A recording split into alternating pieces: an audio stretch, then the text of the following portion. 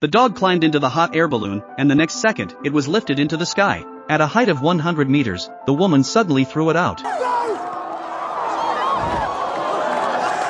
It turned out that the woman had planned everything from the start. It was just a joke. She was dressed flamboyantly and acting more recklessly, trying to attract attention in order to secure more sponsorship. Amy had a dream of flying, always chasing after higher limits. But James, on the other hand, was a bookworm, fixated on his data. His only goal was to use the hot air balloon to gather more accurate weather predictions. The woman's crazy behavior was starting to give him a headache. To Amy, however, the adventure was just beginning. Yet, no one could have predicted that what seemed like an ordinary flight would soon plunge them into a crisis. At first, everything seemed fine, and the data was normal. Both of them were in a rare moment of relaxation, chatting aimlessly. But before long, a line of cumulus clouds started to form, and Amy, experienced as she was, quickly took off her jacket and put on waterproof clothing. James, however, was so absorbed in his data that he didn't listen to her warning. The balloon reached an altitude of 1,800 meters as they entered the clouds. The humidity increased rapidly, enveloping them. James was excited, enjoying the feeling of the high-altitude air, when suddenly, a loud thunderclap rang out. The air pressure began to plummet, signaling the arrival of a storm. The balloon started to shake violently, but James, oblivious to the danger, continued gathering data.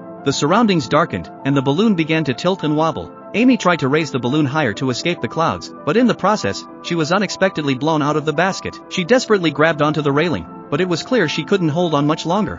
James quickly tied a rope and reached out to grab her. Together, with all their strength, they managed to save her life. Amy threw out the sandbags to lighten the balloon, then tied herself to the basket to withstand the violent shaking.